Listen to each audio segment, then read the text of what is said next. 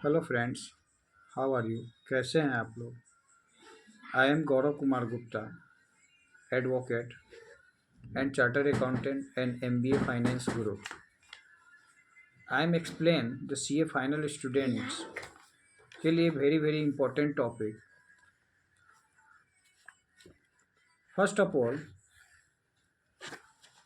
All I am explain this topic CA final students के लिए जो सीए फाइनल कर रहे हैं। First topic is the BBI important working capital management. First of all पहला explain हम कर रहे हैं working capital. Net working capital होता क्या? नेट वर्किंग कैपिटल मीन्स होता है कि total current assets minus total current liabilities. This is the net working capital. Business को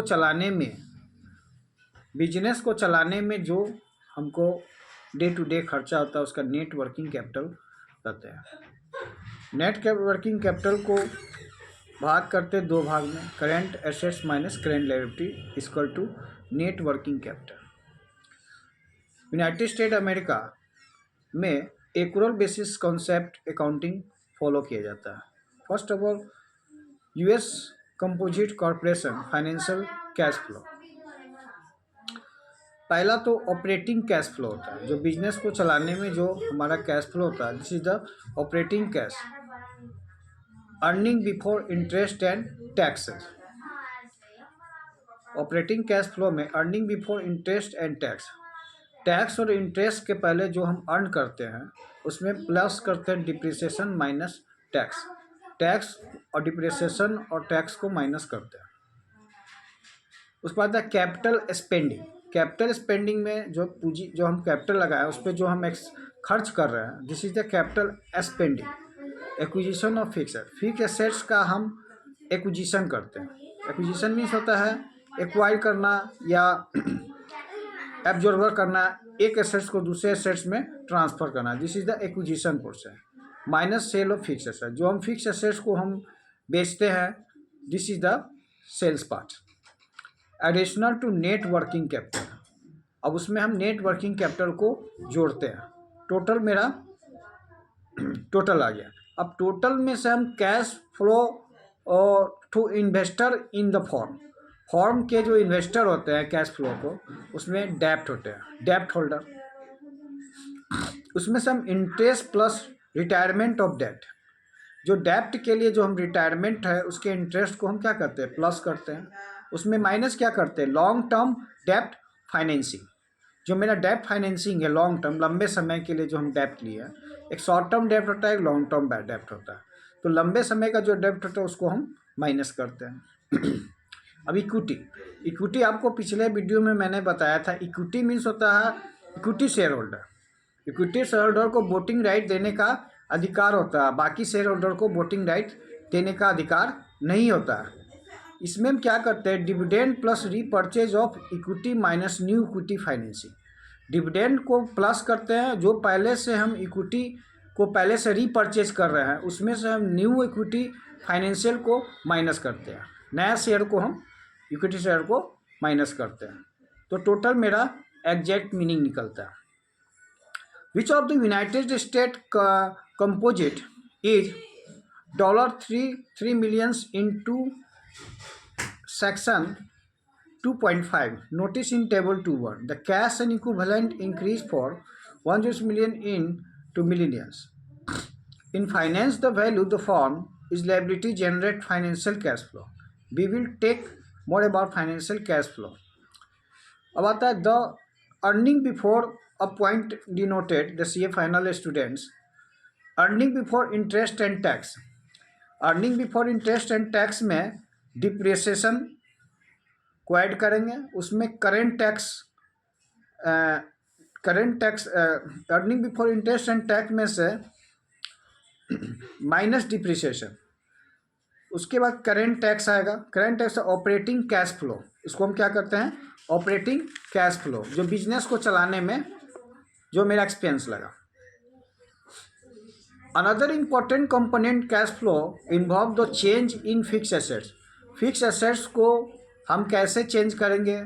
for example when the United States, suppose that the first example, when the United States Composite sold its power system subsidiary in 20x2 in generated $25 in cash flow. The net change in fixed assets equals sale of fixed assets minus the acquisition of fixed assets. The result in cash flow used for capital spending. जब हम कोई भी result लेते हैं cash flow का, उसका capital spending कैसे use किया गया उसको देखते हैं. The institute of chartered accountant of India ने पहला एक्सप्लेन किया था, अमेंडमेंट भी किया था, acquisition of fix assets. Fix asset का एक्विजिशन क्या होगा, उसमें हम क्या करते हैं, sale of fix asset, fix assets को सेल करते हैं, उसमें से सेल पर उसको माइनस करते हैं. तो मेरा ये एक्चुअल कितना निकल जाता है, capital spending. Increase in property, plant, equipment plus increase in intangible assets. इसमें इनटैंजिबल एसेट्स को इंक्रीज किया जाता है. इनटैंजिबल एसेट्स का मतलब जिसको हम देख नहीं सकते हैं. इंटैंजिबल एसेट्स वो संपत्ति जैसे गुडविल, पेटेंट, ट्रेडमार्क, कॉपीराइट, ये सभी मेरा इंटैंजिबल एसेट्स है. Cash flow are also used for making investment in the networking in the United States America Composite Corporation in 2010. Additional to net working capital are. Additional to net working capital, इसमें क्या करते हैं, net working capital को addition करते हैं, जोड़ते हैं. The total cash flow generate by firm assets are the sum. Operating cash flow $238, capital spending -173, additional to net working capital 23. इसमें capital spending additional to net working capital में operating cash flow में से minus करेगा total cash flow of the firm 42 आ जाएगा. अब आता है cash flow paid to creditor. Cash flow द्वारा हम आउटसाइडर पार्टी का भी पेमेंट करते हैं, जैसे इंटरेस्ट, उसमें रिटायरमेंट ऑफ डेप्ट, जो डिवेंचर होल्डर हैं वो रिटायरमेंट कर रहे हैं, उसे हम ऐड करेंगे. उसमें फिर डेप्ट सर्विस, तो मेरा इंटरेस्ट में से रिटायरमेंट ऑफ डेप्ट को ऐड करेंगे तो मेरा डेप्ट सर्विस आ गया. डेप्ट सर्विस में से प्रोसीड्स फ्रॉम लॉन्ग टर्म डेप्ट सेल. जब लंबे समय का कोई भी डेप्ट को सेल करने के लिए प्रोसीड करते हैं, लॉन्ग टर्म प्रोसीड, उसमें से हम 86 मैंने माइनस करेंगे 122. यदि मेरा अप्रोक्सीमेटली डेप्ट सर्विस आया तो उसमें से प्रोसीड फॉर लॉन्ग टर्म डेप्ट को माइनस करेंगे तो 36 मेरा टोटल अमाउंट हो जाएगा cash flow paid to creditor. Cash flow paid to cash flow stock holder. Cash flow से हम स्टॉक होल्डर को पेमेंट करते हैं. स्टॉक होल्डर मीन्स जो शेयर होल्डर होते हैं. जैसे डिविडेंड हो गया, डिविडेंड मेरा सपोज डेट 43 रुपीज़ है, तो रीपर्चेज ऑफ स्टॉक्स हम उसमें 6 रुपीज़ ऐड कर देंगे. कैश टू स्टॉक होल्डर, तो मेरा टोटल कितना हो जाएगा 49 कैश टू स्टॉक होल्डर होगा. उसमें से proceed for new stock issue, उसमें नया स्टॉक्स को हम माइनस कर देंगे तो मेरा 6 रुपीज़ जो टोटल होगा वो cash flow to stakeholder आ जाएगा. Some important observation can be drawn from our discussion of cash flow. Several types of cash flow are relevant to understanding the financial situation of firms. Operating cash flow, defined as earning before interest and depreciation minus tax, measures the cash generated from operation, not counting capital spending. Working capital requirement, it should usually be positive. A firm is in trouble of operating cash flow is negative for a long time because the firm is not generating enough cash to pay operating cost. Total cash flow of the firm, including adjustment for capital spending, additional net working capital, it will be frequently being negative when the firm growing at a rapid rate. The spend rapid means बहुत तेजी से कोई rate को बढ़ना, rapidly. The spending or inventory and fixed assets can be higher than cash flow for sale. अब आता है net income is not cash flow. Net income is not cash flow. The net income of the United state composite corporation in 2010 was $86 million, where its cash flow was $42 million. The two number are not usually the same. In determining the economic and financial condition of a firm's cash flow is more revealing. Cash flow जो होगा मेरा more revealing होगा. How is cash flow different from change net working capital? What is the difference between operating cash flow, total cash flow of the firm? अब पिछले chapter में accounting standard को deal किए थे. कैश फ्लो स्टेटमेंट होता क्या? The accounting statement of cash flow.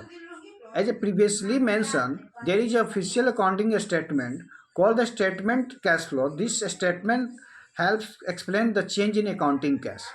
करने का मतलब सपोज डेट, मान लें कि हमने कैश फ्लो स्टेटमेंट बनाया, उसमें जैसे composite corporation United State America ने कंपोजिट कॉरपोरेशन बनाए cash flow from operating activity का.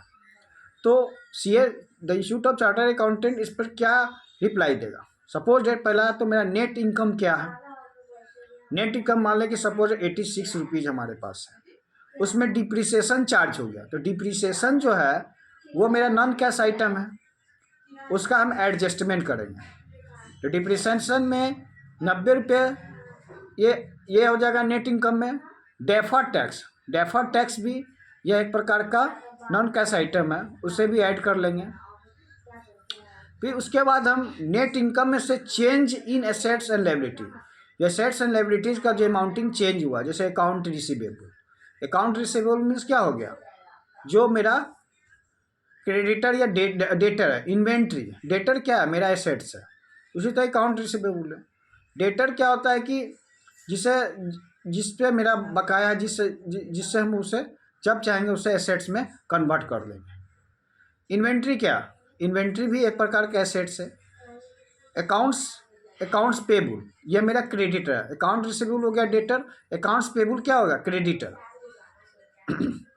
रिसीवर मीन्स हो गया जो डेटर, मैंने जिसको एसेट्स में इमीडिएट कैश में कन्वर्ट कर लें. क्रेडिट पेबल का मतलब कि वो मेरे पर लायबिलिटीज है, उसको आज न बयान पेमेंट करना, वो मेरा लेनदार है, क्रेडिटर है. एक्रूड एक्सपेंस जो मेरा एक्रू है, जो बकाया हुआ है, वह भी नॉन कैश आइटम है. नोट्स पेबल, ये भी मेरा नॉन कैश आइटम है. और अदर्स में जो भी आते हैं, ये टोटल को हम ऐड करेंगे, उसे हम cash flow from operating activity. Business को चलाने में जो मेरा इनकम हुआ उसमें से जितने भी नॉन कैश आइटम है उसका एडजस्टमेंट कर लेते हैं. और एडजस्टमेंट करने के बाद मेरा क्या होता है, net cash flow from operating activity. इस अनुसार हम कैश का मैनेजमेंट करते हैं कि मेरे पॉकेट में कितना कैश आया, उस अनुसार हम जितने भी नॉन कैश आइटम है उसका एडजस्टमेंट करते हैं. और उसका एडजस्टमेंट करने के बाद हम वो बिजनेस को ऑपरेटिंग एक्टिविटी के अनुसार रनिंग करते हैं, चलाते हैं. अब आते हैं cash flow from investing activity. ये तो ऑपरेटिंग एक्टिविटी है. इन्वेस्टिंग एक्टिविटी में क्या होता है कि suppose that cash flow from investing activity involve the change in capital asset in spite of acquisition of fixed assets, sell fixed. Net capital expenditure, मेरा capital expenditure क्या, कितना खर्चा, नेट कैपिटल एक्सपेंडिचर क्या. The result united composited cash flow from investing activity में acquisition of fix assets का हम acquisition करते हैं. सपोज 198 रुपीज़ है, उसमें से हम सेल ऑफ फिक्स एसेट्स को पर 25 रुपीज़ हम माइनस करेंगे. तो मेरा क्या हो जाएगा, cash flow from investing activity. Acquisition of fix assets minus sale of fix assets equal to cash flow from investing activity. This is the CA final student के लिए VVI टॉपिक है, जिसका answer concept, excellent concept. Cash flow from financial activity. Financial activity में आते हैं retirement और डेप्ट including notes. कोई भी हम डेप्ट हो उसका रिटायरमेंट डेप्ट उसका नोट्स में इंक्लूड करते हैं. जैसे सपोज 73 रुपीज़ आ गया. प्रोसीड फॉर लॉन्ग टर्म डेप्ट सेल. अब लंबे समय का डेप्ट को हम सेल करें, प्रोसीड किए, उसमें 86 को हम ऐड कर लेंगे. डिविडेंड में माइनस करेंगे 43. रिपर्चेज ऑफ स्टॉक्स में 6 माइनस करेंगे. Proceed from new stock issue. अब कोई भी नया स्टॉक्स को प्रशूट करते हैं उसमें 43 रुपीज़ ऐड करेंगे. इस तरह से मेरा क्या होगा, cash flow from financial activities आ जाएगा. अब आता है ऑपरेशन. फाइनेंशियल मैनेजर या top management sector is the top management. ये टॉप मैनेजमेंट का पार्ट होता है. मैनेजमेंट फाइनेंस से हो, चाहे चार्टर फाइनेंस एनालिसिस्ट का पोस्ट हो, ये सभी मैनेजिंग करना। This is the cash revenue, वो रेवेन्यू कितना जनरेट करता है। अब charter accountant institute of charter accountant of India एक एक्सप्लेन कर रही है composite corporation statement cash flow. अब इस पे ऑपरेशन पार्ट्स को देखना है। ऑपरेशन पार्ट्स में नेट इनकम को पहले लेंगे, नेट इनकम में हम डिप्रिसिएशंस को ऐड करेंगे, डेफर टैक्स को ऐड करेंगे, उसमें से change in assets and liability. तो मेरा इसमें से क्या हो जाएगा, एसेट्स एंड लायबिलिटी में चेंजिंग आ गया, उसके बाद अकाउंट रिसीवेबल आ गया, इन्वेंट्री आ गया, अकाउंट्स पेबल आ गया, एक्रूड एक्सपेंस, नोट्स पेबल आ गया, ये अदर्स, ये सभी नॉन कैश आइटम हो गया। टोटल कैश फ्रॉम ऑपरेशन निकल गया। क्या किए, नेट इनकम में से जितने भी नॉन कैश आइटम है उसका एडजस्टमेंट कर दिए। इस तरह से मेरा क्या हुआ, कैश फ्रॉम ऑपरेशन हो गया। अब उसमें से हम इन्वेस्टिंग एक्टिविटी को घटाएंगे, जैसे acquisition of fix assets, sale of fix assets. तो एक्विजिशन ऑफ फिक्स एसेट्स को हम क्या करेंगे, माइनस करेंगे, और सेल ऑफ फिक्स एसेट्स को हम ऐड कर लेंगे। अब उसके बाद total cash from operating, cash from investing activity हो जाएगा। उसके बाद हम फाइनेंशियल एक्टिविटीज निकालेंगे।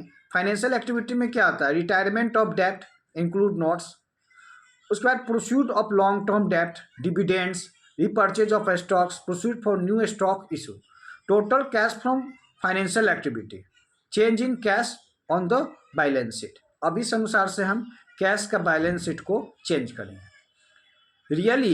Really go under financial activity, but unfortunately that is not how the counting is handled.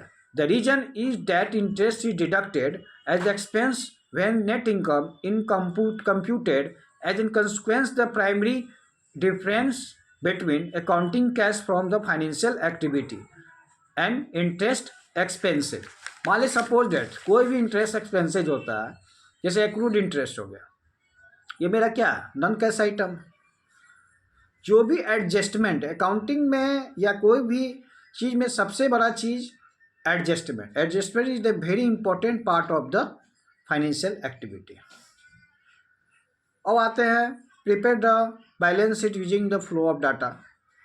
जैसे मान ले कि there are many excellent intimate accounting period. Suppose that cash मेरे पास 4000 है, पेटेंट हमारा क्या है, पेटेंट मेरा क्या है, इनटेंजिबल एसेट्स है, जिस एसेट्स को हम देख नहीं सकते। टेंजिबल मीन्स क्या होता है, मूर्त संपत्ति, इनटेंजिबल मीन्स क्या होता है, अमूर्त संपत्ति, जिसको हम देख नहीं सकते। पेटेंट हो गया, कॉपीराइट हो गया, ट्रेडमार्क हो गया, ये सब गुडविल हो गया, ये सब इनटेंजिबल एसेट्स है, इसका एडजस्टमेंट होता है, ये सब नॉन कैश आइटम कहा जाता है।